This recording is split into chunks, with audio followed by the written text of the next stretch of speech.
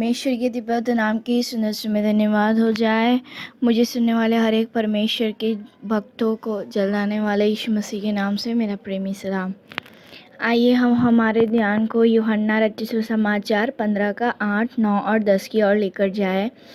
वहाँ पर इस तरह से कहते हैं, मेरे पिता की महिमा इसी से होती है कि तुम बहुत सा फल लाओ, तब ही तुम मेरे चेले ठहरोगे। जैसे पिता ने मुझसे प्रेम रखा वैसे ही मैंने तुमसे प्रेम रखा, मेरे प्रेम में बने रहो। यदि तुम मेरी आज्ञाओं को मानोगे तो मेरे प्रेम में बने रहोगे, जैसे कि मैंने अपने पिता की आज्ञाओं को माना है और उसके प्रेम में बना रहता हूँ। जैसे कि यहाँ पर हम देख सकते हैं कि यहाँ पर इस प्रकार से लिखा है कि यीशु मसीह ने जैसे पिता से प्रेम रखा और उसकी आज्ञाओं को जिस प्रकार से पूरा किया, जैसे हम क्रूस का बलिदान को देख ले, जैसे परमेश्वर की पिता की आज्ञा थी उसी प्रकार यीशु मसीह ने अपना बलिदान क्रूस पर चढ़ाया। उसी प्रकार यीशु मसीह हमसे कहता है कि यदि हम भी यीशु मसीह की दी हुई कल्पनाओं का पालन करेंगे या हम उससे प्रेम, अगर हमें परमेश्वर, हम कहते हैं कि हमें यीशु मसीह से प्रेम है, लेकिन हम अगर उसकी कल्पनाओं को नहीं मानते हैं तो वो प्रेम जो है वो झूठा प्रेम है। दिखावे के लिए हम यीशु मसीह से प्रेम करते हैं। जैसे यूहन्ना 14 का 15 में लिखा है, अगर तुम मुझसे प्रेम रखते हो तो मेरी कल्पनाओं को मानोगे। अगर हम यीशु मसीह से सच्चे मन से प्रेम करते हैं तो हम जो है उसकी कल्पनाओं को पालन करेंगे। हम अगर दुनिया के लोगों को भी देख ले कि अगर हम जिससे प्रेम रखते हैं अगर वो हमारी बातों को नहीं मानता है तो हमें कितनी ठेस पहुंचती है। उसी प्रकार यीशु मसीह जो हमारा पिता है, जिसने हमें पापों की गंदगी में से छुड़ाया, जिसने हमारे मुंह में नया गीत दिया, जिसने हमें एक नई पहचान दी, अगर हम उससे प्रेम नहीं करेंगे या उसकी आज्ञाओं को नहीं मानेंगे तो यीशु मसीह को कितना बुरा लगेगा, उनके मन में कितनी ठेस लगेगी। तो अगर हमें परमेश्वर से प्रेम करना है तो सबसे पहली बात यह है कि उनकी आज्ञाओं को पालन करना। उनकी आज्ञाओं को जो परमेश्वर का भक्त पालन करेगा वही चेले चेले कहलाएगा। जैसे 8वें कलम में देखते हैं कि तुम अगर बहुत से फल लाओगे तो तुम मेरे चेले कहलाओगे।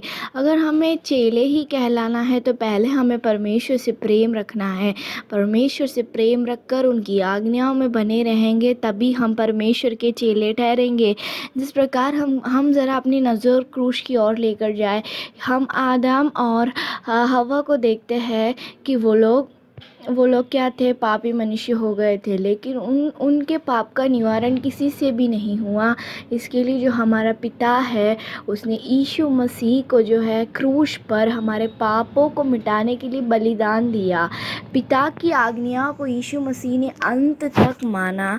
उसी प्रकार हम भी जो पिता के बेटे हैं, बेटियां हैं, यीशु मसीह के बेटे बेटी है, हम भी अगर परमेश्वर की कल्पनाओं को मानेंगे और हम परमेश्वर जिस प्रकार से हमें ले चलना चाहते हैं, अगर हम उसकी हित पर चलेंगे तो ज़रूर हम परमेश्वर के चेले ठहराएंगे।